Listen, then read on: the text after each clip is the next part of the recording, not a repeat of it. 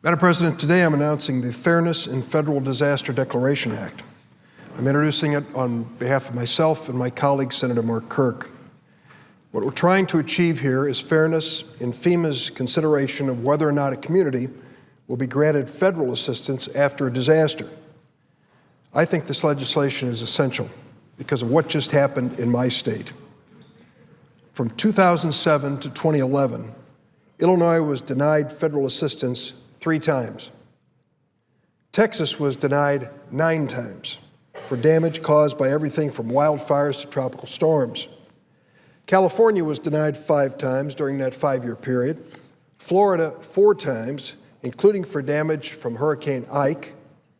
And unfortunately, as I mentioned, in my home state of Illinois, the communities of Harrisburg and Ridgway were denied. Madam President, this is the damage which I saw when I went down to Harrisburg, Illinois, after a recent tornado. This was a shopping mall, but it was virtually collapsed by winds of 175-mile-an-hour intensity. That's the second highest intensity of recorded winds in a tornado. This property damage, of course, is just a minor part of what actually happened. The major part was the loss of life. 7 people killed as a result of the tornado damage. I've grown up in the Midwest. I've seen tornadoes all my life, lived waiting to hear the air raid sirens and head for the basement. But I've never seen anything quite as devastating as what I saw in Harrisburg.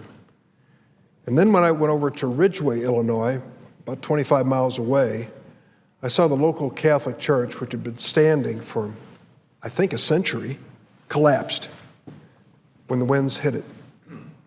It was clear to me and to the governor, many others, as we toured this site, this was going to be a federal disaster area. That 175-mile-an-hour wind literally lifted homes off of their slab foundations and tossed them on top of other homes. In one neighborhood in Harrisburg, I happened to see some people leaving in a truck, and I stopped them, and they said that the lady in the front seat actually lived in one of the houses that had been destroyed. She pointed it out to me. She got up early enough that she heard the air raid siren and had the good sense to hit the floor of the bathroom right before the tornado hit her home. And of course, after it hit and another home collapsed on top of it, the ceiling of her bathroom collapsed on her. But there was enough room for her to survive. And they started hearing shortly thereafter the rescuers coming in. She made it with a few scratches and bruises. Just across the street, one of the homes that was tossed, in that home was a 22-year-old local nurse who died as a result of it. There were great efforts by first responders, terrific humanitarian gestures. The local coal miners, just a few miles away, when they heard about the disaster, in full gear came out of the coal mines and rushed into Harrisburg to pull people out of their homes after they had collapsed.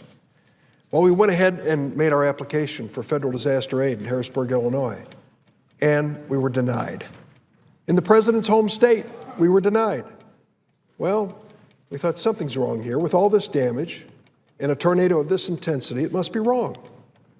So Governor Quinn sat down with local and state officials. They redrafted our application for federal assistance. It was sent to Washington, and it was denied a second time. I was stunned by it. I couldn't believe it, after having seen it, that this happened. When we went to FEMA and said, what did we miss here? People died, over 100 homes were destroyed, and it just ripped its way through Harrisburg and into Ridgway, Illinois. What was missing here? Well, they said we have to do a calculation under the law. And one of the elements in the calculation is the population of your state. Well, this is how it turned out. The damage that happened in southern Illinois, if it had happened across the river in Indiana or in Kentucky or in Missouri, would have been a federal disaster. But because we have about 12 million people, we weren't declared a federal disaster. What's the thinking behind that? Oh, if you're from a big state, you must have a lot of resources to take care of your own problems. Not so. Unfortunately, the state of Illinois' state budget is virtually bankrupt. So we decided that it was time to put a bill in that took into consideration a lot of things and really did not allow this disqualification for a large state. The bill that Senator Mark Kirk and I are introducing today assigns a value to each of the 6 factors that are to be considered in a disaster declaration analysis. When it comes to individual assistance, help for people to rebuild their homes and pay for temporary housing, it will use the same consistent factors no matter where the disaster strikes. The population of the state, that's worth 5% of the consideration. The consideration of the concentration of damages, 20%. The amount of trauma to the disaster area, 20%. The number of special populations, such as the elderly or unemployed, 20% of the analysis. The amount of voluntary assistance in the area, 10%. And the amount of insurance coverage for the type of damage incurred, 20%. Our bill also adds a 7th consideration to FEMA's metrics, the economics of the area. Turns out that Southern Illinois is hard-pressed, a lot of unemployed people, struggling economy. So we take a look at the local tax base, the median income as it compares to the state, and the poverty rate in the area that's been hard hit. It's reasonable that FEMA should take into consideration the size of your state. I don't argue with it. But it shouldn't loom large and disqualify situations which clearly deserve to be considered federal disasters. Assigning values to the factors will ensure the damage to any specific community weighs more than just the state's population. After the tornadoes hit Harrisburg and Ridgeway, the head of the Illinois Emergency Management Agency, Jonathan Munkin, worked with locals and people from FEMA in the region to determine if the state could apply for public assistance, money to help local Mayor Gregg in Harrisburg and others pay for overtime that they accrued by all the people working around the clock to help the community dig out of the destruction. What Director Monken and others discovered was that it would have been a waste of the state's times and resources to even consider applying for it. We didn't meet FEMA's threshold. Currently, FEMA multiplies the number of people in your state by $1.35 to determine the threshold of the amount of damage a state would have to be incurred to qualify for public assistance. In Illinois, that figure is $17 million. Well, Harrisburg, Ridgeway, and the surrounding communities had about $5.5 million in public assistance damage. That's a lot of loss for rural areas and small towns, but not enough to qualify for federal assistance. So, we put together in this bill a standard for public assistance, money that would go to local units of government. Per capita consideration, 10%. Localized impact of the disaster, 40%. The estimated cost of assistance needed, 10%. The insurance coverage, 10%. The number of recent multiple disasters, 10%. And an analysis of other federal assistance in the area, 10%. The bill would also add a 7th consideration, just as it did under individual assistance, and that is the economic circumstances of the affected area.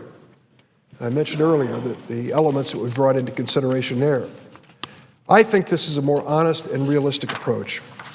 Today, introducing this bill, I'm talking about a disaster which visited our state just a few weeks ago. Tomorrow, I say to my colleagues, it could be your state. You could find out that a devastating natural disaster does not qualify for federal disaster assistance simply because of the population of your state. I don't think that is a fair metric to be used. I think our approach is fair. I commend this bill to my colleagues, and as I say in closing, this last few months, it was Illinois. Tomorrow, it may be your state. Please take the time and look at this approach. I think it is fair to taxpayers. It is certainly fair to families across America. And those of us who've been in Senate and Congress for a while have stepped up time and again when our colleagues were affected by a natural disaster. I hope my colleagues will take the time to consider this legislation from Senator Kirk and myself.